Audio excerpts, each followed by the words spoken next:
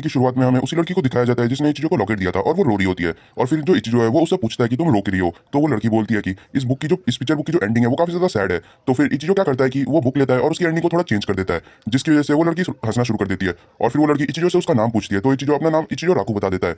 और फिर इचिरो भी उससे उसका नाम पूछता है, तो वो लड़की अपना नाम बताई नहीं जा रही होती है कि वैसे ही इचिरो का सपना टूट जाता है, जिससे हमें पता चलता है कि वो इचिरो सपना देख रहा था। फिर इचिरो बोलने लग जाता है कि ये सपना काफी टाइम बाद आया, ये उस टाइम की बात है जब मैं उस लड़की से पहली बार मिला था। और फिर एकदम शांति हो जाती है और तभी इचिरो एकदम चिल्लाने लग जाता है और इधर उधर लोटपोट करने लग जाता है और बोलने लगता है कि ये सपना कुछ देर और क्यों नहीं चलता, अगर ये कुछ देर और चलता तो मुझे उस लड़की का नाम भी पता चल जाता। फिर वहां से सीन शिफ्ट होता है और हमें इचिरो को दिखाया जाता है जो कि कुकिंग कर रहा होता है और वो सोच रहा होता है कि भले ये एक सपना था पर कल जो मेरे साथ हुआ वो कोई सपना नहीं था। ओनोदेरा ने मुझे और चितोगे को देख लिया और उसको लग रहा है कि हम दोनों डेट कर रहे हैं। और ऊपर से ओनोदेरा ने भी मना कर दिया कि वो भी उस लॉकेट के बारे में कुछ नहीं जानती। और ये सब सोचने के बाद इचिरो वापस से चिल्लाने लग जाता है और तभी जो याकुजा गैंग के मेंबर्स हैं वो उसकी आवाज सुन के वहां पे आ जाते हैं और पूछने लग जाते हैं कि मास्टर आपको क्या हो गया। और वहां से सीन शिफ्ट होता है और हमें इचिरो को दिखाया जाता है जो कि स्कूल जा रहा होता है। तभी जो चितोगे है वो उसको मॉर्निंग विश करती है, तो इचिरो उसको देखता है और बोलता है कि तुम इतनी ज्यादा थकी हुई क्यों लग रही हो। तो चितोगे बोलती है कि कल हमारे डेट के बाद सभी लोगों ने मेरे से काफी सारे सवाल पूछे फालतू के, जिसकी वजह से मैं परेशान हो गई हूँ। तो इचिरो बोलता है कि अच्छा तो ये तुम्हारे साथ भी हुआ है। और फिर चितोगे चिल्लाते हुए बोलती है कि भले मैं घर पे ही क्यों ना हूँ, और मेरे पास कोई भी ऐसी जगह नहीं है जहाँ पे मैं रिलैक्स कर सकती हूँ। तो इचिरो बोलता है कि स्कूल ही एक ऐसी जगह है जहाँ पे हम लोग आराम से रह सकते हैं। तो चितोगे बोलने लग जाती है कि क्या सही में हमें आने वाले 3 सालों के लिए इतनी बकवास चीजें करनी पड़ेंगी। तो इचिरो बोलने लग जाता है कि हमारे पास बस एक ही प्रॉब्लम है और वो है वो चश्मे वाला आदमी,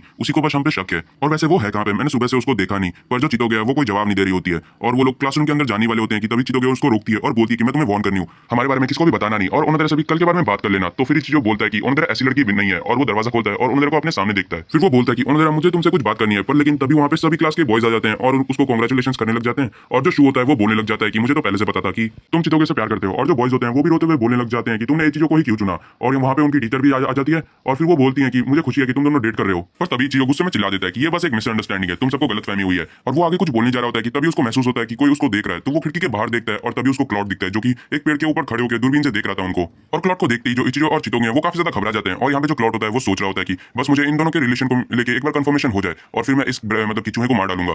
मेरा इंतजार करना मैम, मैं आपको इस कमीने से जरूर बचाऊंगा। और यहाँ पे जो इचिरो के क्लासमेट्स होते हैं वो पूछने लग जाते हैं कि किस तरह की मिसअंडरस्टैंडिंग, ये मत बोलना कि तुम दोनों कपल नहीं हो। और यहाँ पे जो इचिरो है वो बोलने लग जाता है ये बस एक मिसअंडरस्टैंडिंग है, हम दोनों कपल नहीं है। और फिर चितोगे बोलती है कि हम लोग लवी डबी लव बर्ड्स हैं। और उन दोनों का इतना ज्यादा ओवरफ्लो लव देख के जो सभी क्लासमेट्स होते हैं वो उन दोनों को चीयर करने लग जाते हैं। फिर जो इचिरो है वो ओनोदेरा से बोलता है कि ओनोदेरा मुझे तुमसे कुछ बात करनी है। तो ओनोदेरा बोलती है कि मैं जानती हूँ कि तुम चितोगे से काफी ज्यादा प्यार करते हो। और ये सुनने के बाद जो इचिरो है वो सदमे में चले जाता है। फिर वहां से सीन कट होता है और हमें चितोगे और इचिरो को दिखाया जाता है जो कि हॉल में जा रहे होते हैं। और जो चितोगे होती है वो बोल रही होती है कि अब मेरी हाथ की लाइफ का क्या होगा, मैं पूरी बर्बाद हो गई।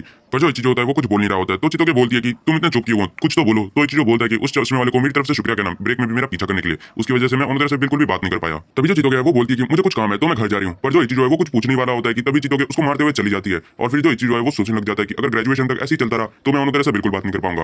और वो ये सब सोच रहा होता है कि पर तभी ओनोदेरा बोलती है कि इचिरो क्या तुम घर जा रहे हो। तो इचिरो एकदम से घबरा जाता है उसको देखते ही और बोलता है कि ये क्या कोइंसिडेंस है। फिर वो बोलता है कि ओनोदेरा हाँ मैं तो घर जा रहा हूँ और तुम्हारा क्या। तो ओनोदेरा बोलती है कि मेरी अभी काउंसिल मीटिंग खत्म हुई है। तो फिर इचिरो बोलता है कि लगता है काफी सारा काम है तुम्हारे पास। और फिर इचिरो सोचने लग जाता है अभी मेरा चांस है, अगर मैंने मिसअंडरस्टैंडिंग को क्लियर नहीं किया तो फिर वो काफी प्रॉब्लम हो सकती है।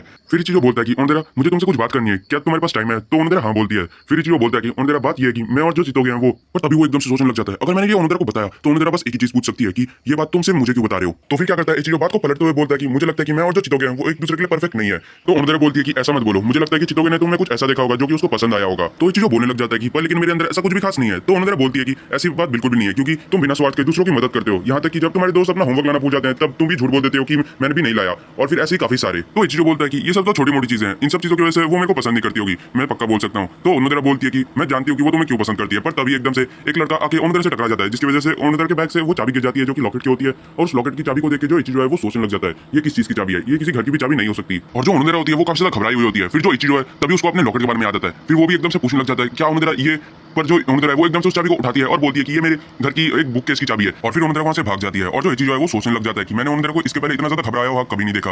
अरे मैं तो उसको मेरे और चितोगे के बारे में बताना भी भूल गया, चलो कोई नहीं बाद में कभी। फिर वहां से सीन शिफ्ट होता है और हमें अगले दिन का सीन दिखाया जाता है जहाँ पे इस क्लासरूम में एंटर करते ही चितोगे और इचिरो वापस से एक्टिंग करने लगते हैं। फिर हमें दिखाया जाता है क्लासेस खत्म होने के बाद जो इचिरो है वो चितोगे को देखता है जो कि कुछ लड़कियों से बात कर रही होती है, पर लेकिन वो कुछ भी ढंग से बात नहीं कर पाती। तो जिसकी वजह से वो जो लड़कियां होती है वो वहां से चली जाती हैं। फिर इचिरो चितोगे के पास जाके बोलता है कि क्या हो गया। तो फिर जो चितोगे है वो एकदम से उसको बोलती है कि अपना मुंह बंद रखो। और फिर हमें छत में दिखाया जाता है जहाँ पे जो इचिरो है वो बोल रहा होता है कि हमें उस चश्मिश का कुछ करना पड़ेगा, पर जो चितोगे है वो बोलती है कि हम कुछ भी नहीं कर सकते। जब भी वो किसी इन्वेस्टिगेशन के मूड में आ जाता है तो उसको कोई नहीं रोक सकता। और वैसे मुझे ये तुम्हें बता देना चाहिए कि आज स्कूल के बाद क्लॉट हमारे साथ नहीं रहने वाला, उसको कुछ काम है। तो इचिरो बोलता है क्या सही में? फिर चितोगे वहां से जाने लग जाती है। फिर पर जो इचिरो है वो बोलता है कि क्या मैं एक अपने क्लोज फ्रेंड को बता सकता हूँ हमारे सीक्रेट के बारे में, बस एक पर्सन को, तुम भी बता सकती हो किसको भी जिसको तुम्हारा मन है, इससे थोड़ा सा तुम्हें भी हल्का महसूस होगा। पर जो चितोगे है वो एकदम गुस्से में बोलने लग जाती है कि तुम्हें जो मन है वो करो, आज स्कूल के बाद मुझे थोड़ा काम है तो फिर अकेले घर चले जाना और मुझसे बात मत करना। फिर चितोगे वहां से चली जाती है। उसके बाद वहां से सीन शिफ्ट होता है और हमें इचिरो और सू को दिखाया जाता है। फिर शू बोलता है कि मैं जानता हूँ कि तुम्हें मुझसे चितोगे के लिए सलाह चाहिए। तो इचिरो बोलता है कि हाँ। उसके बाद दिखाया जाता है जो इचिरो है उसने शू को बता दिया है कि वो सब बातें कि कैसे उसने चितोगे को कहा था कि तुम अपने किसी अच्छे दोस्त को ये सब बातें बता के अपनी बात मन को हल्का कर सकते हो। तो फिर शू बोलता है कि अच्छा फिर ये बात है, तुमने बस चितोगे को कहा था कि तुम अपने किसी अच्छे दोस्त को ये सब बातें बता के अपना मन हल्का कर सकते हो। तो इचिरो बोलता है कि मुझे लगता है कि उसका बस मूड खराब था। तो शू बोलता है कि मुझे ऐसा नहीं लगता, मुझे लगता है कि वो तुम्हें इनडायरेक्टली ये कहना चाहती थी कि उसके पास कोई ऐसा दोस्त नहीं है जिससे कि वो अपने सीक्रेट शेयर कर सके। तुम्हें ऐसा नहीं लगता? तो इचिरो बोलता है कि नहीं मुझे ऐसा नहीं लगता, क्योंकि आज सुबह ही वो कुछ लड़कियों के साथ बात कर रही थी। तो फिर शू बोलता है कि मैंने चितोगे को इतना करीब किसी और के साथ नहीं देखा जितना वो तुम्हारे साथ रहती है। पर जो इचिरो है कुछ बोलता नहीं। फिर वहां से सीन शिफ्ट होता है और हमें इचिरो को दिखाया जाता है जो कि अपने टीचर के साथ होता है। और फिर इचिरो बोलता है कि मैम क्या ओनोदेरा है? पर जो उसकी टीचर होती है वो बोलती है कि ओनोदेरा आज कोई काउंसिल मीटिंग नहीं थी, तो फिर ओनोदेरा आज जल्दी घर चली गई। फिर इचिरो स्टाफ रूम से चुपचाप बाहर निकल जाता है और फिर सोचने लग जाता है कि आज मेरे पास काफी अच्छा मौका था पर लेकिन मैं कुछ भी नहीं कर पाया। फिर वो शू की कही हुई बातों का याद करता है कि कैसे उसने बताया था कि चितोगे जो है वो सबसे ज्यादा क्लोज उसी के साथ है और किसी के साथ नहीं है। तो फिर वो एकदम गुस्सा करने लग जाता है कि मैं उसके बारे में क्यों सोच रहा हूँ अभी। और वहीं पे कुछ लड़कियां चितोगे के बारे में बात कर रही थी तो इचिरो उनकी बातें सुनने लग जाता है, जो कि बोल रही थी कि चितोगे हमें अवॉइड कर रही है, शायद वो काफी अमीर घर की लड़की है और उसके पास एक बॉयफ्रेंड भी है शायद इसीलिए। और फिर जो इचिरो है वो शांति से एकदम क्लासरूम की तरफ जाने लग जाता है और फिर जाते हुए सोच रहा होता है कि भले ही मैं चितोगे का एक फेक बॉयफ्रेंड हूं पर लेकिन मैं उसको काफी ज्यादा परेशान करता हूं। और फिर वो क्लासरूम में एंटर करता है और वो चितोगे को अपने सामने दिखता है, जो कि एक नोटबुक में लिख लिख के प्रैक्टिस करी थी कि वो कैसे लड़कियों से बातें करेगी।